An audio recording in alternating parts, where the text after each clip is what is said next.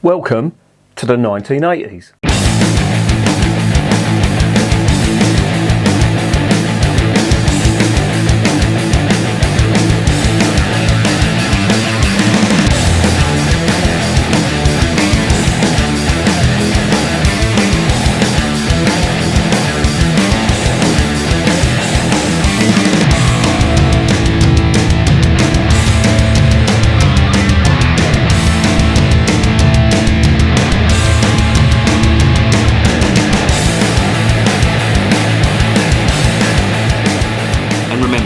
Life is too short to be drinking shitty beer. Welcome to another edition of Bands, Bikes and Booze Reviews.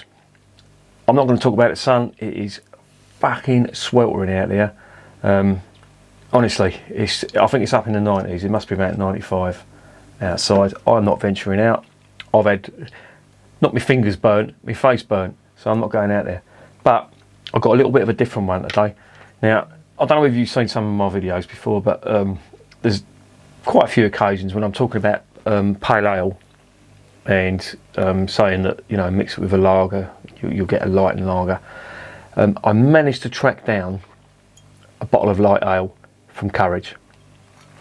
Now, this stuff was widely available back in the 1980s and the 70s, and I'm an old fucker. I was born in the 60s, so you know, the 80s were my drinking heydays. Well, they weren't fucking every day's my drinking heyday, but there you go.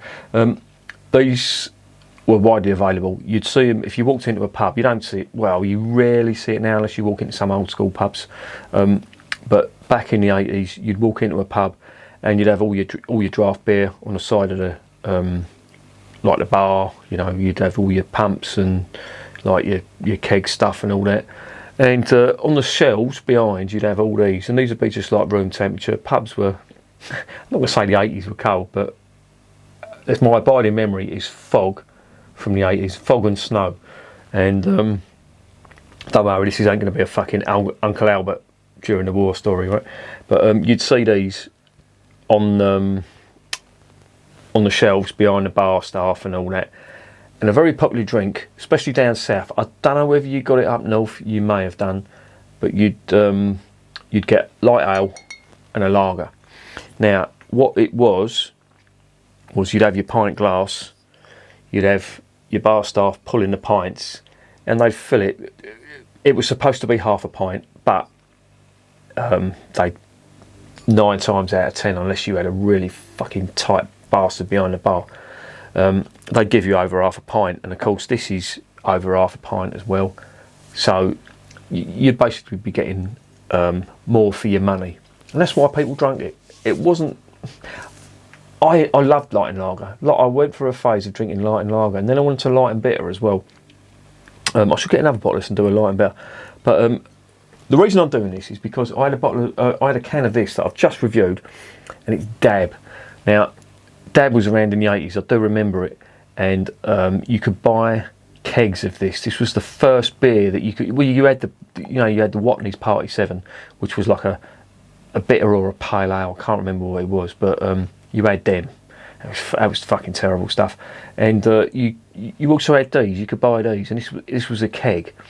And I do remember a couple of pubs selling Dab, but I've just reviewed it, and it ain't a great lager. It actually tastes like an 80s lager. And lager back then, the ABV was very, very low compared to what it is now. I'll give you an example. Hofmeister, I think it was 3.4%, and that was a lager. And that was about average until all the strong lagers come along. Like the Aussie stuff, like the 4X's and even the Fosters. I mean, that was 4 and a bit percent. But that was, you know, going a bit above the average. But yeah, as I say, I loved the light ale. And of course, Courage, very traditional British brewer. I think they've been taken over by, who have they been taken over by now? They're still going, and you can still get Courage Directors, and you can get Courage Light Ale. And they had when I lived in Tottenham, they had a distribution centre down the road from me, and one of my skinhead mates back in the day, he robbed the place, burgled it, and they nicked a hell of a load of beer. Him and his mate got arrested. They weren't the brightest criminals, and after they'd been to court and everything, they rang the police up and said, would it be possible to have the beer that they stole? I mean, yeah, I know. Anyway, I'm going way off topic. I told you this was going back to the 80s though, so there you go. I've got a pint glass, a Bass pint glass.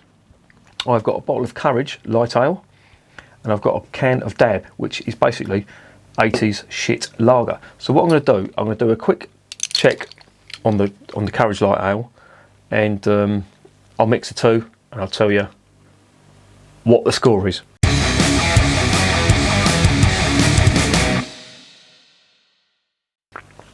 Now, this is very low ABV. This is 3.2, and that's about average for light ale. It's very low. Very low. You rarely got people drinking this on its own. It was all usually mixed. You'd have light beer or light and lager for the old fellas. And there it is. There's the cap. Oh, sorry. There's the label. There's the label there. You know, you've all heard of Courage. Chaz and Dave used to do the ads for it and all that. Really good. Do like them. Cap is here, plain black cap. I can't remember, I think it had a cockerel on it back in the 80s, but you know, I'll just throw it in the collection now.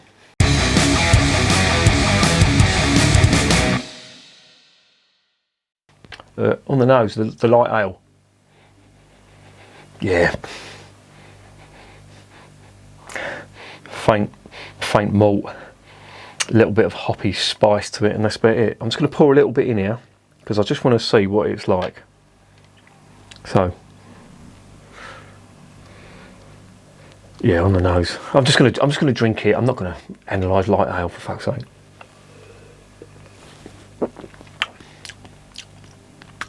Yeah, really more malt heavy, reasonable bit of spice, hot bitterness, but it's a very, very light drink. Light malt, light hot bitterness, quite a dry finish on the end of it, low ABV. A lot of people would have this at lunchtime. You could drink at lunchtime back then, you know, going on the building sites, if they had to keep sober. I mean, fucking hell, when I was on the building trade, I'd get through 5 or 6 Stellas, then go back up under scaffolding and be laying bricks all afternoon in hot sun like this. Honestly, how I'm still alive, I do not know. But anyway, I'm gonna do me light and lager, but that's light ale. It's pretty nondescript. I'm gonna do this. This is Dab. This is 80s bad. It tastes like bad 80s lager. So there you go. I mean, look. I mean, that is pretty reminiscent. You would get, that is about it.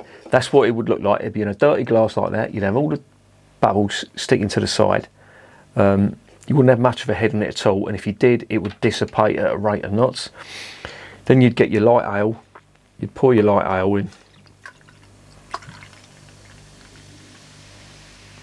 Right, so you'd have a little bit left in the bottle, which I've got here, and you'd have more or less a full pint. There may have been a bit more of a head on it, but yeah, that's what you'd be getting.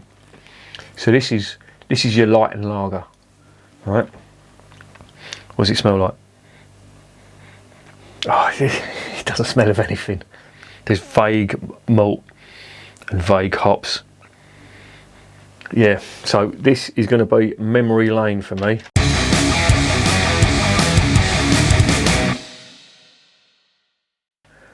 Cheers.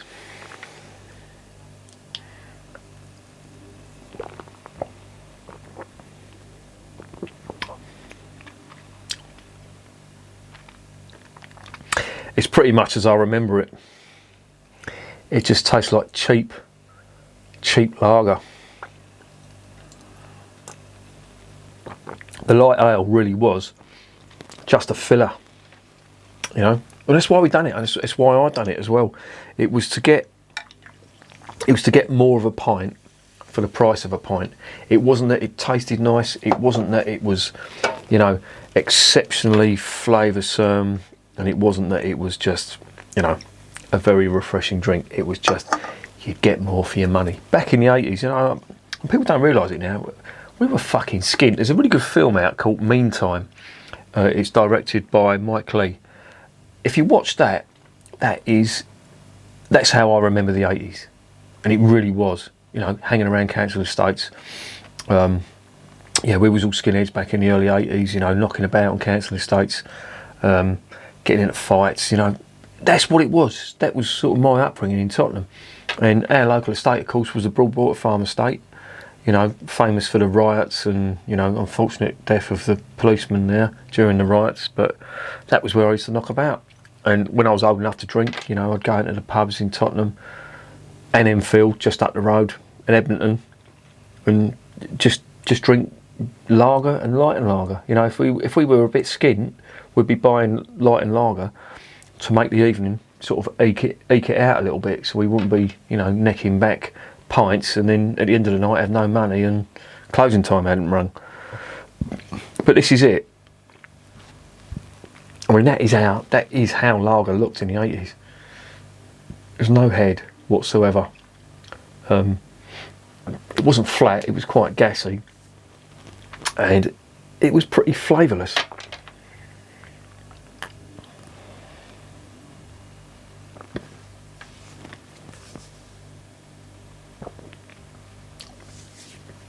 I think this Dab stuff is giving it a little bit more flavour than I'm used to. I should have got a can of Skull or even a Foster's and just done it with that, because back then the lagers were, you had Foster's, you had 4X, Swan was available in cans.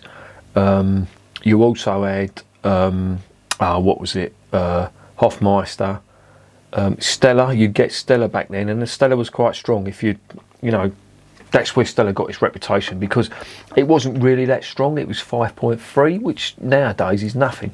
When you compare it to all the lagers around, they was all like 4.2. You know, Hofmeister was 3.4. The 4X stuff was pretty similar.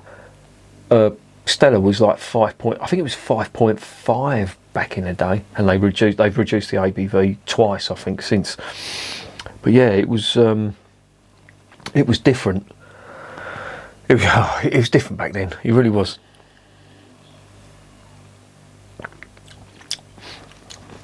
Yeah, I think that actually tastes quite nice now, and I think this the Dab stuff is influencing it a bit more than it should. The Courage Light Ale, as I say, it was just a filler. I mean, you taste it on your own, on its own, and you think, what is the point?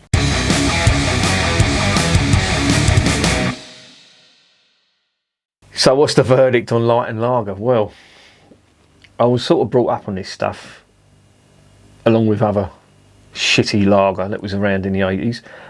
Some people call the 80s the dark ages for British beer.